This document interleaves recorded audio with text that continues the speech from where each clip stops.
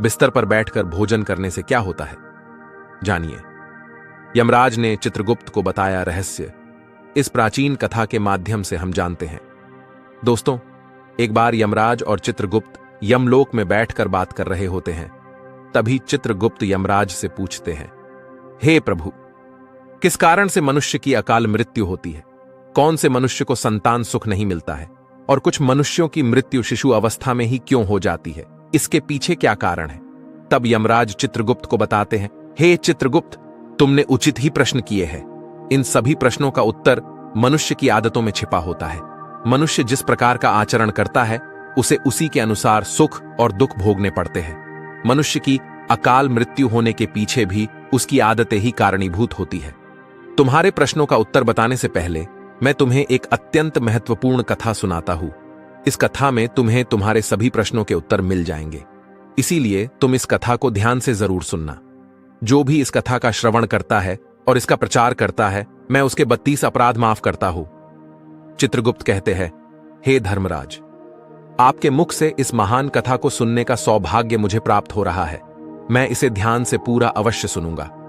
फिर यमराज चित्रगुप्त को वह कथा सुनाने लगते हैं। पूर्व काल की बात है। मगध देश में हेमकुंडल नाम के एक प्रसिद्ध सम्राट हुआ करते थे। उनके राज्य के अंदर अनेक नगर, वन, पर्वत तथा सरोवर थे। महाराज हेमकुंडल अत्यंत गुणवान, बुद्धिमान तथा कुशल सम्राट थे। उनके राज्य में प्रजा अत्यंत संतुष्ट थी। प्रजा को किसी चीज की कोई कमी नहीं रहती थी। महाराज स्वयं ही अपनी प्रजा का ध्यान रखते थे। उनके राज्य में चोरों, लुटेरों का कोई भय नहीं था। महाराज बड़े धर्मात्मा थे। उन्होंने अनेकों बार यज्ञ किए, दान धर्म किए तथा अनेक ब्राह्मणों और मुनियों को दान दक्षिणा दी। उन्होंने अनेक पोखरे खुदवाए, वाटिकाएं बनवाए, वृक्षों का रोपण किया। इस प्रकार के अनेक पुण्य के काम महाराज ने किए। महाराज की पत्नी का नाम सुवर्णा था। रानी सुवर्णा अत्यंत सुंदर, गुणवान, रूपवान तथा चरित्रवान स्त्री थी। वह भी नित्य धर्म कर्म तथा दान धर्म किया करती थी। किंतु इतना सब कुछ होने के बावजूद भी महाराज को कोई संतान नहीं हो रही थी, जिससे महाराज अत्यंत दुखी थे। महाराज का दुख देखकर प्रजा भी अत्यंत दुखी थी। फिर एक दिन महाराज अपने राजमहल में बैठकर इस प्रकार से सोचने लगे, किस पाप के कारण मुझे पुत्रहीन रहना पड़ रहा है? मैंने ऐसा कौन सा पाप किया है जो मुझे इतना बड़ा दंड मिल रहा है? अब मेरी इस समस्या का हल केवल मुनि वशिष्ठ जी ही कर सकते हैं। इसीलिए मैं उनके पास जाकर इस समस्या के लिए उपाय मांगता हूं। फिर महाराज अपने रथ में बैठकर मुनि वशिष्ठ जी के आश्रम पर जाते हैं। वहां पर मुनि वशिष्ठ जी ने उनका स्वागत किया और उन्हें बैठने के लिए आसन देकर पूछने लगे, हे राजन, आज किस कारण से आपका हमारे आश्रम पर आना हुआ? कहीं आपने संन्यास तो नहीं लिया है? महाराज मुनि से कहने लगे, हे मुनिवर, ऐसी बात नहीं है। आज मैं आपके पास एक शंका लेकर आया हूं। मैं अत्यंत दुखी हूं। केवल आप ही मेरी इस शंका का समाधान कर सकते हैं। मुनि वशिष्ठ कहने लगे, हे राजन, भला आपको किस प्रकार का कष्ट? आप तो इतने बड़े राज्य के सम्राट हैं। आपके मन में जो भी शंका हो, आप निसंकोच होकर पूछिए। मैं अवश्य आपकी सहायता करूंगा। फिर महाराज हेमकुंडल कहने लगे, हे मुनिवर, मेरी कोई संतान नहीं है। किस पाप के कारण मुझे संतानहीन रहना पड़ रहा है? संतान के बिना मेरा उद्धार कैसे होगा? मेरे राज्य का उत्तराधिकारी कौन बनेगा? कृपया आप मुझे बताने की कृपा करें। किस कारण से मैं संतानहीन बन गया हूं और मुझे संतान प्राप्ति के लिए क्या उपाय करना चाहिए? फिर मुनि वशिष्ठ ठीक है कहकर अपनी योग शक्ति से महाराज के पूर्व जन्म को देखने लगते हैं और महाराज से कहते हैं, हे राजन, आपको संतान सुख न मिलने का कारण आपके द्वारा पिछले जन्म में किया हुआ पाप है। पिछले जन्म में आप एक शिकारी थे जो वन में रहकर शिकार करके अपना गुजारा चलाया करता था। फिर एक दिन आप वन में शिकार के लिए निकले थे। उस स्थान पर एक गाय अपने बछड़े को दूध पिला रही थी, किंतु आपके द्वारा अनजाने में ही उस गाय को बाण लगा और वह गाय घायल हो गई। उस गाय को घायल करने के कारण ही इस जन्म में आपको पुत्रहीन होने का श्राप मिला है। इस बात को सुनकर महाराज बहुत दुखी हुए और मुनि वशिष्ठ जी से प्रार्थना करने लगे, हे मुनिवर, इस पाप से मुझे कैसे मुक्ति मिलेगी? कृपया आप मुझे इस पाप से मुक्ति का उपाय बताइए। फिर मुनिवर कहते हैं, हे राजन, इस पाप से मुक्ति के लिए आप गायों की सेवा करें। इसी से आपको मुक्ति मिल जाएगी। फिर महाराज ने अपने राज्य में अनेक गौशाला बनवाई, ब्राह्मणों को गायों का दान किया और अपने महल में नित्य गाय की सेवा करने लगे। महाराज और महारानी अपने महल में नित्य गाय की पूजा और प्रदक्षिणा करने लगे और नित्य गाय को भोजन कराने लगे। इस प्रकार से अनेक दिनों तक गाय की सेवा करने के कारण महाराज को एक पुत्र रत्न की प्राप्ति हुई, जिससे महाराज अत्यंत प्रसन्न हुए और उन्होंने उत्सव मनाया। महाराज उस बालक को बड़े लाड़ प्यार से पालने लगे, उसकी हर इच्छा और मनोकामना को पूर्ण करने लगे। किंतु कुछ ही दिनों के बाद महाराज के जीवन में दुख के बादल फिर से छा गए। जब महाराज का वह पुत्र 16 वर्ष का हुआ तो अचानक एक भयानक रोग के कारण उनके पुत्र की मृत्यु हो गई।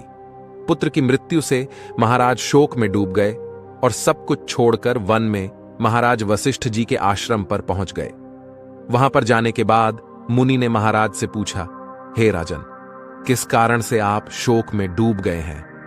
वशिष्ठ जी ने अपनी दिव्य दृष्टि से सब कुछ देख लिया और महाराज को उनके पुत्र की अल्पायु में मृत्यु होने का कारण बताने लगे। हे राजन, आपको पुण्य के कारण पुत्र की प्राप्ति तो अवश्य हुई है, किंतु आपके पुत्र के दुर्व्यवहार के कारण ही उसे अल्पायु में मृत्यु का सामना करना पड़ा है। आपके पुत्र ने सदैव ही बिना स्नान किए बिस्तर पर बैठकर भोजन किया है। जो मनुष्य बिना स्नान किए भोजन करता है उसकी आयु क्षीण हो जाती है। जो बिस्तर पर बैठकर भोजन करता है उसके शरीर में रोग आदि उत्पन्न होते हैं और वह भी अकाल मृत्यु को प्राप्त होता है। इस प्रकार के वचन सुनकर महाराज अत्यंत दुखी हुए और वहीं पर रहकर मुनि की सेवा करने लगे। फिर उन्होंने अपने भांजे को अपने राज्य का कारभार सौंप दिया और वन में ही बैठकर तपस्या करने लगे। यमराज कहते हैं, हे चित्रगुप्त, मनुष्य को हमेशा अपने 5 अंगों को साफ करके ही भोजन करना चाहिए। दोनों पैरों को तथा दोनों हाथों को और अपने मुख को जल से अच्छी तरह से स्वच्छ करके ही भोजन करना उचित होता है। इससे मनुष्य के शरीर से रोग दूर रहते हैं और व्यक्ति दीर्घायु बन जाता है। यमराज कहते हैं, भोजन शुरू करने से पूर्व उस भोजन के लिए भगवान को धन्यवाद देना चाहिए और संसार के समस्त प्राणियों को भोजन प्रदान करने की प्रार्थना करनी चाहिए। इस प्रकार से अन्न देवता को प्रणाम करके भोजन करने से मनुष्य को कोई पाप नहीं लगता है। यमराज कहते हैं, जमीन पर बैठकर भोजन करना ही श्रेष्ठ होता है। बिस्तर पर बैठकर भोजन करने से मनुष्य के शरीर में रोग उत्पन्न होते हैं और उसकी आयु कम हो जाती है। शास्त्र कहते हैं कि दहलीज पर बैठकर भी भोजन नहीं करना चाहिए। यमराज कहते हैं, 3 प्रकार का भोजन मनुष्य को नहीं करना चाहिए। जिस भोजन के ऊपर से कोई पैर रखकर चला गया हो अथवा कोई व्यक्ति भोजन को लांघ कर गया हो, ऐसे भोजन को कभी खाना नहीं चाहिए। ऐसा भोजन अशुद्ध हो जाता है। ऐसे भोजन को पशुओं को खिला देना चाहिए। दूसरों के द्वारा लांघा गया भोजन खाने से मनुष्य की आयु कम हो जाती है और उसके शरीर में भिन्न भिन्न प्रकार के रोग उत्पन्न होते हैं। यदि भोजन में बाल निकल आता है तो ऐसा भोजन त्याज्य हो जाता है। यदि अन्न में बाल निकलता है तो उसे ईश्वर को कभी प्रसाद के रूप में नहीं चढ़ाना चाहिए और ना ही स्वयं खाना चाहिए। ऐसा भोजन प्रेतों को प्राप्त हो जाता है। यमराज उसे कहते हैं, दूसरों के लिए परोसा हुआ भोजन भी नहीं खाना चाहिए। जो मनुष्य दूसरों का भोजन छीन के खाता है अथवा किसी को बिना दिए ही स्वयं उस अन्न का उपभोग करता है, उससे देवी अन्नपूर्णा रुष्ट हो जाती है। भोजन सभी में बांटकर खाना चाहिए। दूसरों के हिस्से का भोजन करने से मनुष्य के पुण्य कर्म नष्ट हो जाते हैं। शास्त्रों के अनुसार दिन के समय में मनुष्य को उत्तर की ओर मुख करके मलमूत्र का त्याग करना चाहिए। यदि रात्रि के समय मलमूत्र का त्याग करना हो तो दक्षिण की ओर मुख करके करना चाहिए। मलमूत्र का त्याग करते समय हमेशा अपने सिर को ढक कर रखना चाहिए। किसी भी पेड़ के नीचे, कुएं के पास, नदी के किनारे के पास, गौशाला के पास, देव मंदिर अग्नि के पास तथा शमशान भूमि के पास कभी मलमूत्र का त्याग नहीं करना चाहिए। शास्त्रों में कहा गया है, खड़े होकर भी मलमूत्र का त्याग नहीं करना चाहिए। इससे शरीर में रोग और विकार निर्माण होते हैं। इसके साथ ही पूरी तरह से निर्वस्त्र होकर भी मलमूत्र का त्याग नहीं करना चाहिए। चलते चलते कभी पेशाब नहीं करना चाहिए, इससे जीवन में दुर्भाग्य आता है। जूते पहनकर, छाता लगाकर भी मलमूत्र का त्याग करना अनुचित माना जाता है। कभी भी किसी स्त्री, गुरु, देवता, मंदिर और पानी की तरफ मुख करके आकाश में ग्रहों को देखते हुए मल मूत्र का त्याग करना अनुचित होता है। रात्रि में चंद्रमा और अग्नि की तरफ देखते हुए भी मल मूत्र का त्याग नहीं करना चाहिए। इससे जीवन में दुख और संकट आते हैं। मल मूत्र का त्याग करने के बाद उस भाग को स्वच्छ करना चाहिए तथा अपने हाथों को भी जल से शुद्ध करना चाहिए। मल मूत्र का त्याग करने के बाद किसी दीवार पर साफ नहीं करना चाहिए, इससे पशु के रूप में जन्म प्राप्त होता है। मल मूत्र का त्याग करने के बाद उसे अच्छे से ढक देना चाहिए और उस पर मिट्टी डालनी चाहिए ताकि कोई पशु उसे खाए नहीं। यमराज कहते हैं, मनुष्य को कभी निर्वस्त्र होकर स्नान नहीं करना चाहिए, इससे पितृदेव रुष्ट हो जाते हैं। पितृदेव रुष्ट हो जाने पर मनुष्य अपना सब कुछ खो बैठता है। इस प्रकार से यमराज ने चित्रगुप्त को मनुष्य के आचार विचार तथा अच्छी और बुरी आदतों के संबंध में महत्वपूर्ण ज्ञान दिया है। वह अत्यंत महत्वपूर्ण है। उम्मीद है आपको यह जानकारी अच्छी लगी होगी। वीडियो को लाइक जरूर करें।